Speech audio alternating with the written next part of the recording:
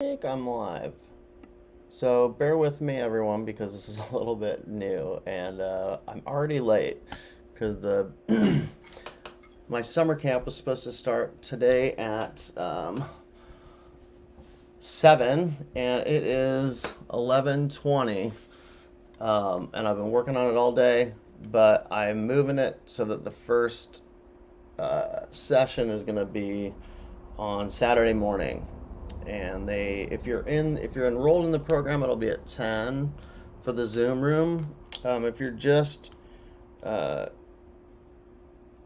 watching it online, they're going to be 10:30 to 11:30 on Saturdays, and 7:30 to 8:30 p.m. on Tuesdays and Thursdays. And then, yeah, for people who are enrolled on Tuesdays and Thursdays, it'll be a 7 p.m. log into Zoom, and we're going to have a hang in chat, and then you can ask, questions about what we're doing and how things are coming along, and we can all just talk about stuff. Also, during that time, I'm just going to kind of make myself available to do breakout rooms. If you've used Zoom, you probably know what that is. If you haven't, when you're in a full Zoom group, um, Zoom room with a bunch of people, you can actually break out into a separate room, so we can have, like, if you have specific questions about what we're doing, you can just kind of, like, we can do something one on one or in a smaller group. But this is the first stream. Um, I moved it because I wanted this video to be a stream, because I feel like the only way to get my feet wet with this is to actually stream it rather than re-record it. So this is it. This is the first one, and this is just going to be kind of a intro to the program, kind of a walkthrough about how we're going to be approaching things, and um, a little bit of philosophy, because it's a broad. There's a lot of there's no- there's we're going to be doing things somewhat of a specific way, where we'll talk about technique, and there are specifics, but there's a lot that we want to keep open as far as technique goes. I don't want it to be, um, yeah, there are some things that are going to be specific and some things that aren't. Basically, meaning, uh, we're not limiting this to, like, one type of drumming. Um, the program, like a lot of the materials and stuff that we're going to be doing, are adopted from uh, books like Stick Control and Syncopation, and just a lot of the books that we've all used a bunch, and that use, like, the grid format. And I'll be talking about the grid a lot as we go through this as a concept. And it's adopted from drum corps and marching band and rudimental. These are the types of exercises that a lot of those programs use. The difference is that we're not going to be doing them exactly like a drum corps or marching band would, in the respect that, like, in a marching band or in a drum corps, all that whole drum line is needing to articulate exactly the same and basically operate as one drummer. So if you have 6 or 7 snare drummers, they need to sound like one snare drummer. And so every articulation, every down to the inches, their hits are going to be exact. And that's great. I mean, it teaches discipline and just what you could call, um, I like calling it perfect playing, because every single thing is accounted for in the music. But we're going to have in this program, if you play like that and you're in marching band, which some of the people, a lot of our, a few of the people that have enrolled are, like, we've got a few people from the last regiment of syncopated drummers. So, yeah, I know that there already are some marching band people, and thank you, Greg, for referring people over to this program. I think it's going to be awesome for that. And yeah, I'm sure a lot of us have heard you guys practicing under the Hawthorne Bridge. So anyway, but this program is going to be a little bit more broad than that, where we're not being quite as specific as far as the technique. All right, so let's see. So there are a couple things that I want to make sure that we know that we are doing.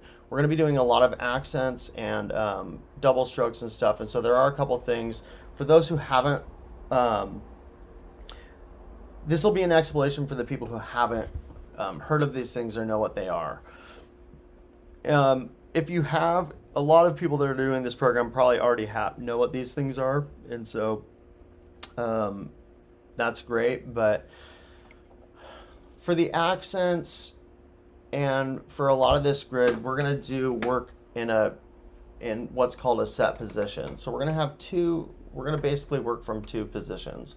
In our home, when you walk up or when you're sitting there and you've got your pad and we start, the set position is right here. So you could be playing any grip, it doesn't really matter, but we're going to be right here, which is just right above the drum. So we're just like, if the drum's here, we're just like right up here. And that allows us to be right to where we can do a hit. And so these are called taps. So when we're playing through these exercises, this is going to be kind of our home base. A lot of what we're doing is going to be based off this single where we're just going right, left, right, left, right, left, right, left. And that could be 1 and 2 and 3 and 4 and 1 and, or 1E and a 2E and a 3E. But for the most part, we're going to be alternating right and lefts. And as just kind of as a general rule when we're doing, get into position, be in that set position, and unless it's marked as an accent or otherwise, we're just kind of doing these things right here.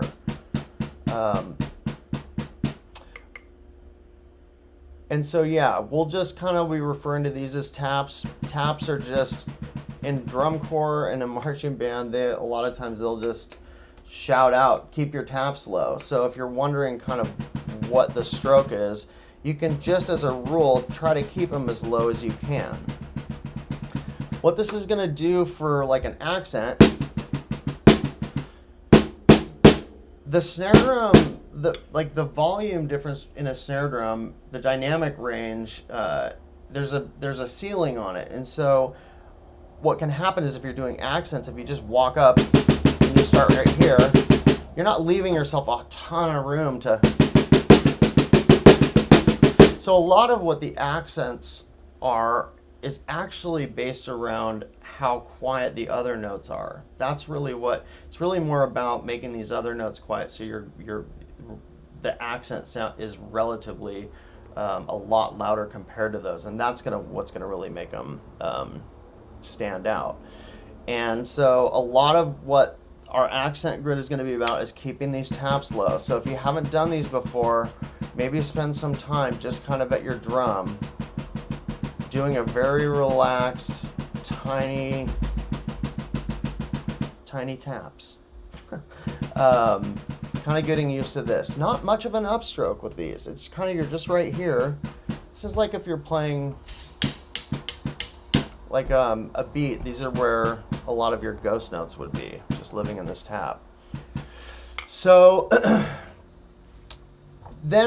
so we have our taps, and that's tap position. And then we have what's called an open stroke, and an open stroke is when we have a big upstroke. So we're way up here, and an open stroke would be you hit and it comes back up.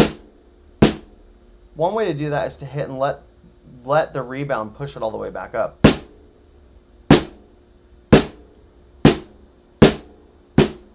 And then there's tons of people who, the one thing that you'll see online, a lot of people talk about is doing this, where you, just to kind of get it,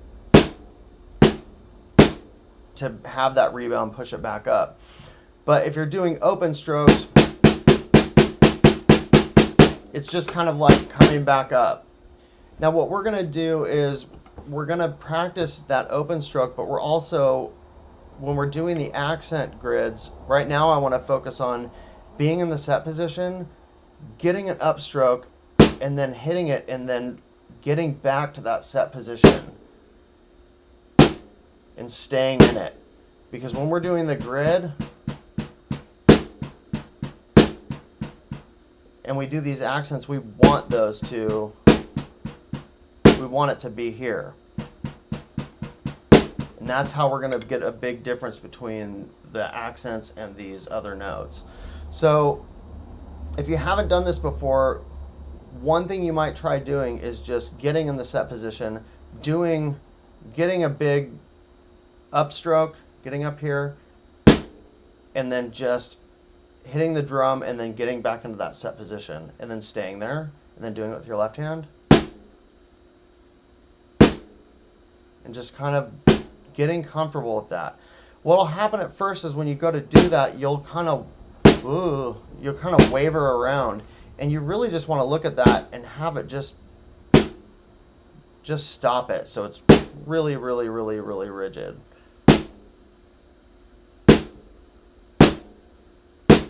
Okay.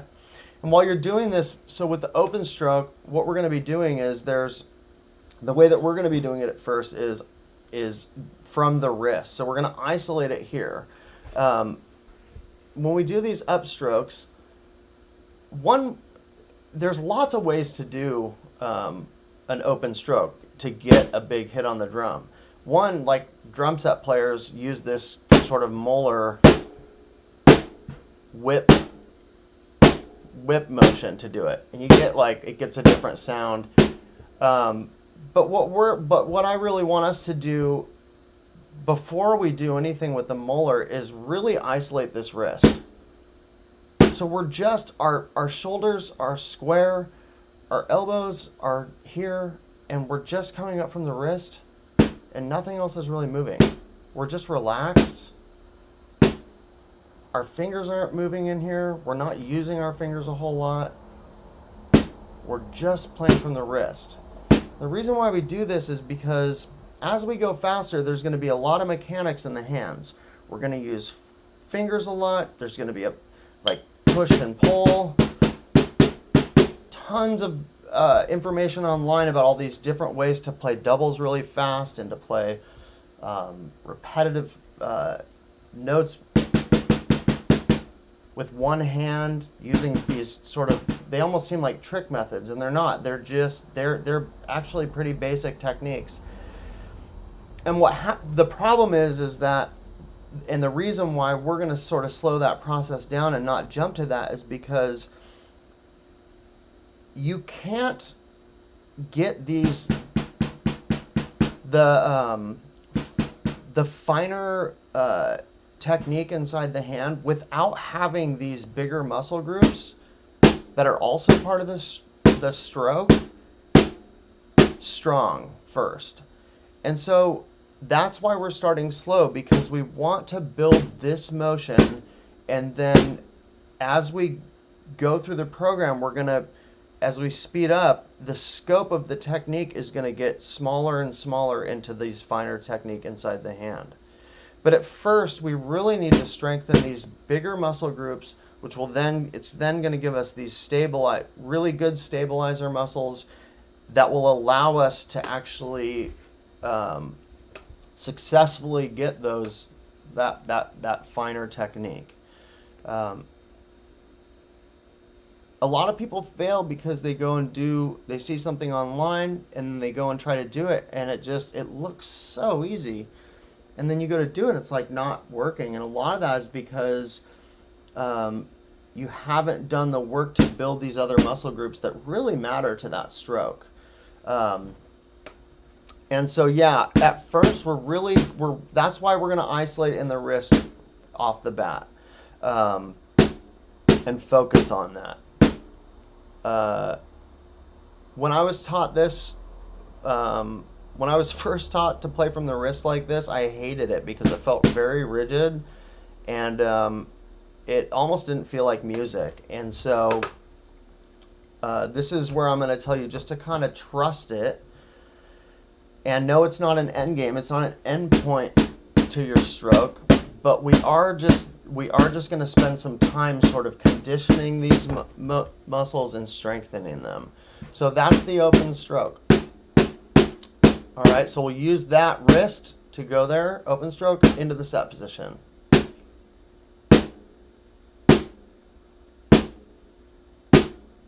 All right.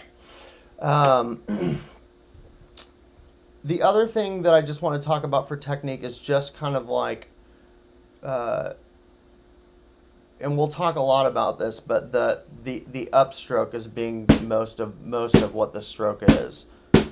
A lot of times we think about the attack as being sort of where all our awareness is in, or what we're thinking about is just the hit. And so we really want to be thinking ahead to these upstrokes. Okay, yeah, and then I wanted to talk about American versus German versus French grip, just because this is a common question that comes up. Real quick, just like German grip would be like, I don't even think I can do it with that I have hair though. It's basically this. I don't see a ton of people play that way, but very rigid stroke. American grip, basically we've got the fulcrum here, our thumb and index finger here.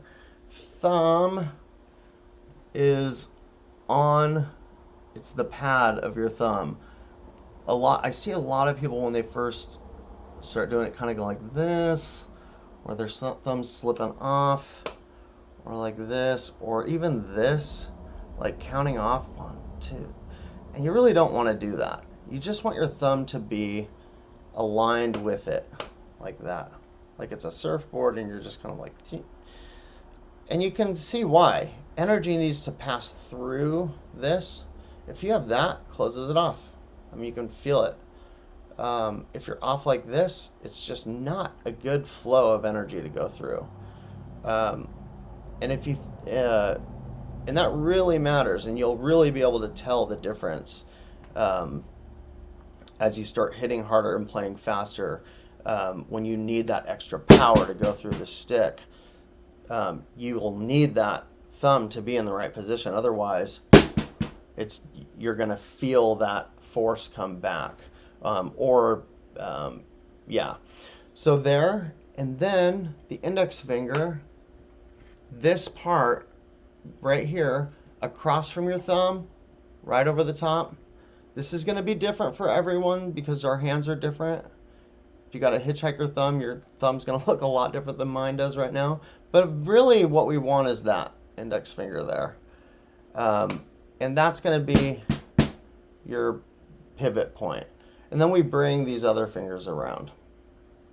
Now, this is for American grip. So if we're like this, the real sort of like principles that you want to go by is you don't, when you're practicing what we're doing, you don't want your index finger to come off.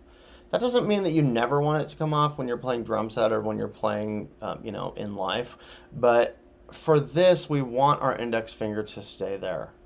I fail at this a lot because I get in such a habit when I'm playing drum set that I forget to do this when I come back to practice. So that's part of what I'm hoping to get out of this program, is really getting that index finger back in place. These other three fingers are going to be helpers, and they are going to do a lot. But in order to do that, they need to learn how to follow the stick. And the only way that they can do that is by being engaged with the stick as we move through these. So that these fingers need to be touching the stick at all times. You don't want them coming off. I mean, there's this, which is like, obviously, a lot of, no tea party, but really we want all of them just touching the stick. The amount of pressure is not so important right now. I would say, just if you're, as a rule, just to keep it simple, just make sure they're touching the stick. And when we're playing from the wrist, there's not movement in those fingers at all. As far as for as long as you can help it. Once you get fast enough, they're going to have to move. But part of this is holding off on that and doing as much as with your wrist as you can. And when your body needs to start using them, it will engage those themselves, and that's how you're going to really get that technique. But for right now, really try to keep those fingers still on the stick, and don't make an effort to engage them. And then there's French grip. Most of us are gonna be using American grip. The point of me putting this on there is that I don't really care what one of these techniques you're using. I don't think anybody's using German, but some people play like this. That's totally cool. It doesn't make any difference to me. But just so you know, the French grip is kind of the same fulcrum here, but you're basically using the fulcrum as a pivot point and using your index and other fingers to throw the stick at the drum, and then it comes back to you. These days, mostly used for timpani because you get really legato strokes.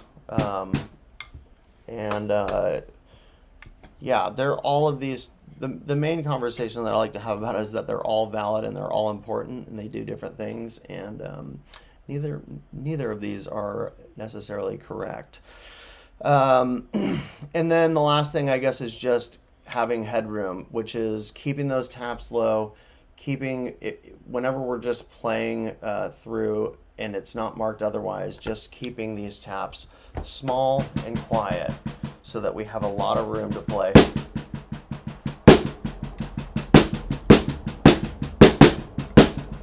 And we're all going to get a lot better at making these quieter and these louder. And we're going to do that by keeping the taps low. We're going to practice getting more range of motion back here on these accents. When we do doubles or diddles, we're going to be in the tap position. We don't have to be as rigid with being like, pianissimo or anything. We can be, medium. I kind of don't care what volume it is, but we're not going to be accenting them. They should get equal value to everything else. And that's where you're going to be listening, because if you play it with one hand, that's kind of what you want to A/B it to in your mind. You just want them to sound the same. Ta ta ta ta ta ta ta ta ta ta. Not ta ta ta ta ta ta ta ta. We don't want to give it any inflection. We don't want to accentuate those because we're doing a double. The hipper thing is to just play it and it just arrives and goes away effortlessly. They're here and they're gone. We didn't. And when you don't place an accent on them or importance, they come across with less ego and less needy sounding. They just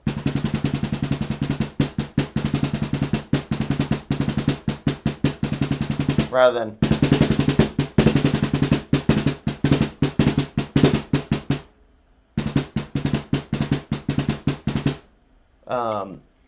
so with when you're not putting accents on them, they don't, they just they're a little more different musical that way, I guess, and harder to do. But we're not doing them because it's harder not to, and yeah. So next, what are we doing here? So, yeah, diddles, accents, and flams. These are the main things that we're going to be working on. And so the did articulation, that's exactly what I was just talking about. It's basically just being in the set position,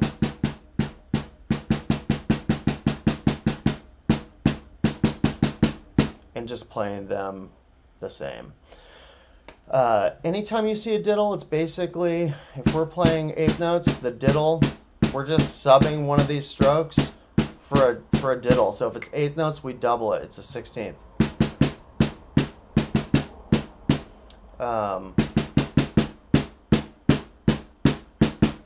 So rather than going like this, we go like this. And what we want to do is give the first hit of the diddle and the second hit equal value, none more than the other. Just they're hit twice. You're hitting the drum twice from the wrist. Now, when I learned doubles, I really learned how, like, I got really kind of obsessed with them being clean, and so I did what's called sticking them, which is at whatever speed you're making sure to engage and not use this rebound as much as you can. That's not really what we're going for, but at first, at these slower speeds, you want to try to not use rebound in the sense that you're throwing it and then letting the stick drop for the next one. This is what at first a lot of people think doubles are. That you throw it at the drum and it does another hit, and that isn't really what we're looking for, because that the second hit ends up just kind of sounding like an afterthought, and it's not articulated. There's no control because you didn't. It's just hitting the drum. You're not deciding what the value is, and so what we want to do is hit two of them very simply. Just hit, pop, pop, pop, pop, pop, pop, pop, pop, pop. And at first, we'll just be doing these both wrists. As we get faster,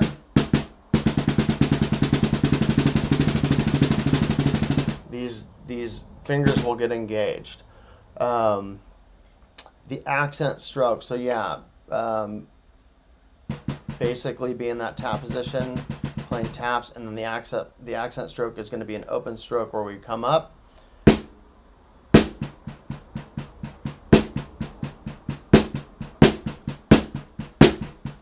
And we're getting a big upstroke for it. This is where you're going to have to think ahead a little bit, because if you don't, you're going to go like this.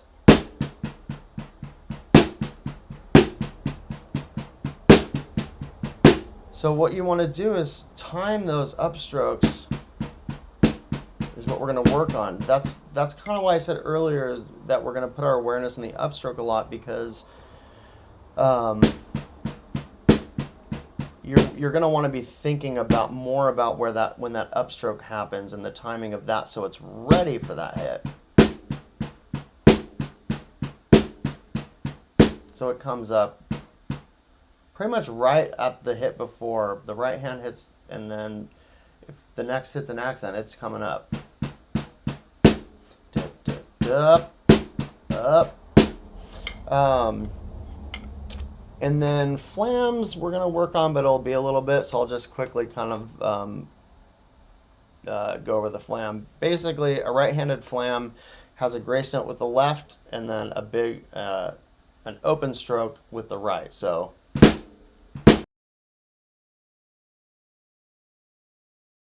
the simple explanation of this is that you keep the left hand for that grace note in the set position. The right hand comes up, they come down. This one hits first because it's closer to the drum. You'll get really clean accents if you differentiate these. I like them because they require you to really pay attention to the value and whether you're doing this upstroke or the tap. The other thing that is really great about flams, and what's going to help us, is you need to get back into that set position. So you do a right-handed flam, and then you're in the set position.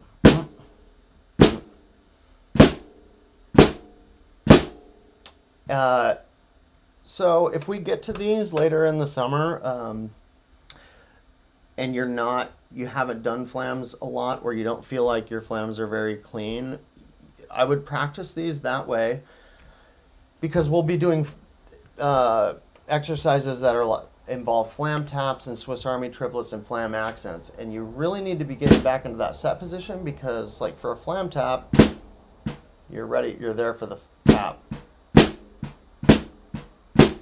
Otherwise it's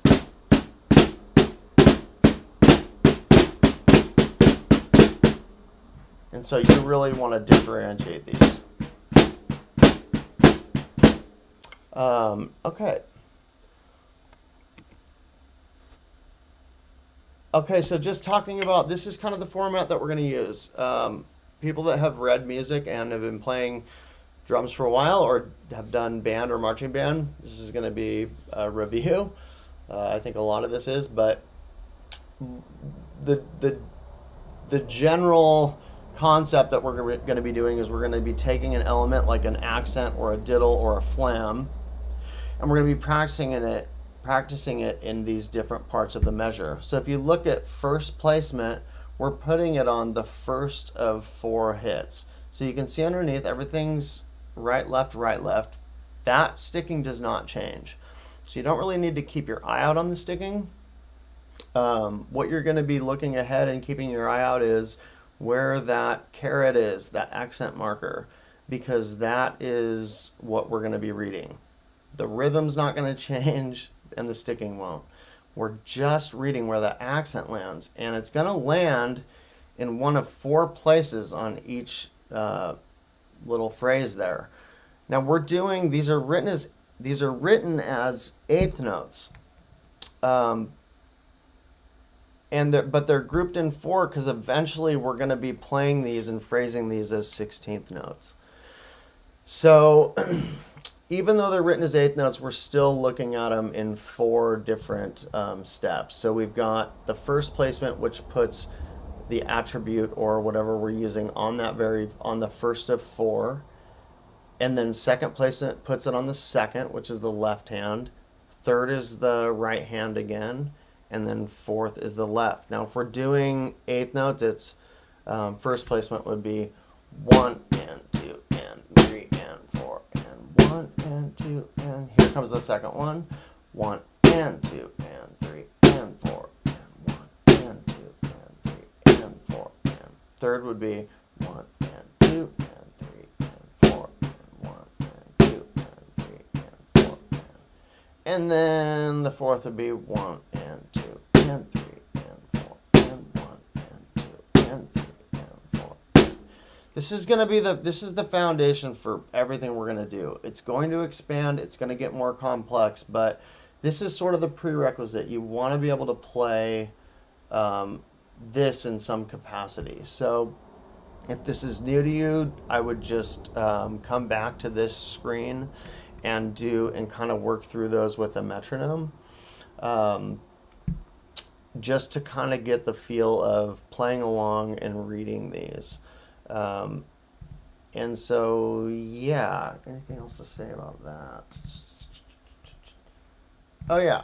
So we're doing them as eighth notes. 16th notes, same thing. 1E and a 2E and a 3.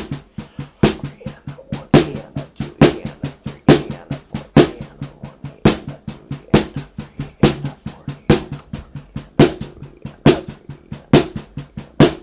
Okay, diddles would be 1E and a 2E and a 3E and a 4E and a 3E and a 4E and a 1 and a 2E and a 3E and a 4E and a 1 and a 2E and a 3E and a 4E and a. All right.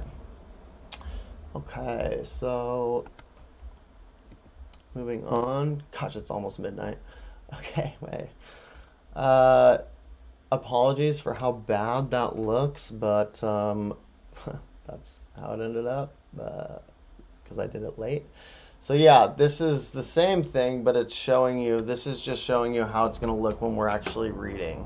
What will happen is we'll be reading along. I'm going to have a play along track. I'll be directing, but we'll be reading that top line that you see, step 1, and below it, it will be faded out, but that will be the line coming up. And as we move forward, it'll bump up every time, so you'll be able to read along. But if you were to read sequentially, we're going 1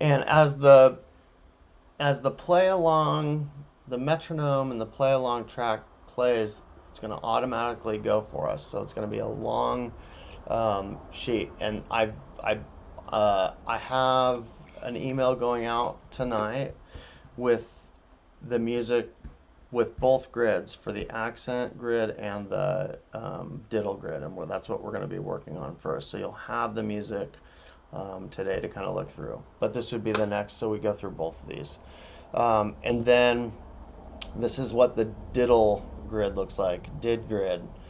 So this, it's the same thing, but we're doing diddles. The hash mark there represents a diddle. So if you're playing along on first one,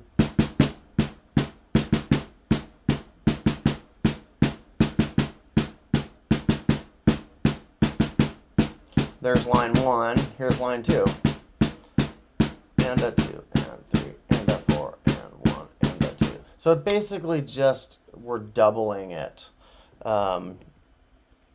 And there's the third and the fourth, and 2, and 3, and 4. Line, last line, 1, and 2, and a 3, and 4, and a. So we're going to go through those. Eventually the idea is, or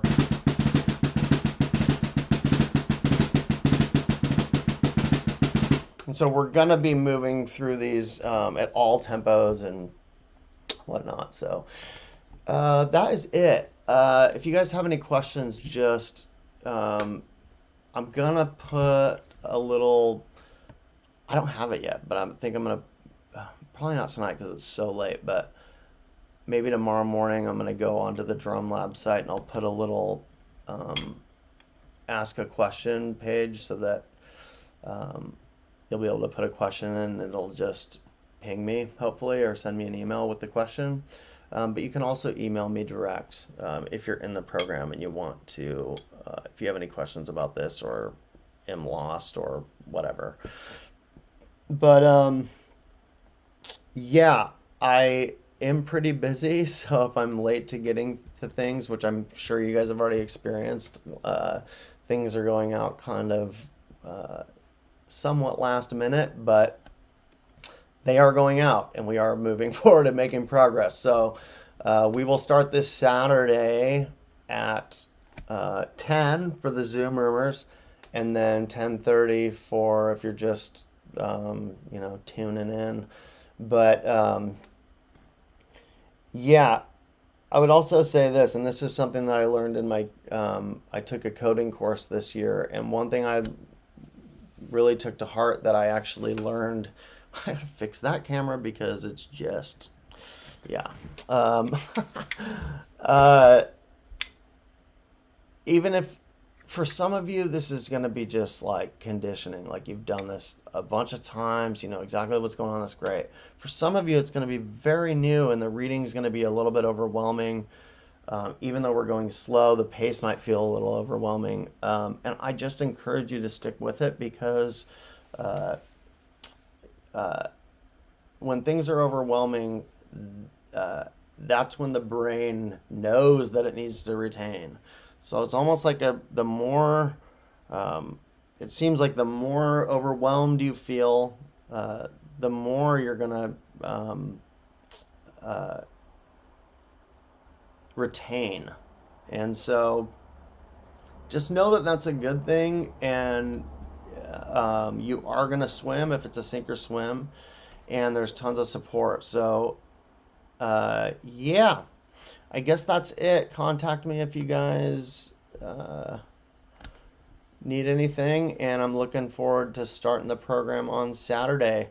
I think I'll be in a hotel because I'm traveling. I think I'll be in Walla Walla or something, because there's wedding gigs and winery gigs and stuff now. So I'm kind of excited to do some of these from the road, and I guess maybe the first one will be. But I'm really looking forward to getting to know everybody. Oh, that's the camera. Okay. This is like a one-man operation, so you guys are just going to have to, bear with. But Yeah, I'm looking forward. I'm like looking at a spreadsheet and seeing everybody's name and on there, and I'm just like, I cannot wait to get to know these people, these other drummers, and talk drums and learn from each other and get better at playing and all sound like the idea of us all just coming through this and coming out this summer and just sounding better is just yeah, I'm really excited about it. So um, yeah, thanks so much, and looking forward to getting started. Good night. Ending right at midnight. Awesome.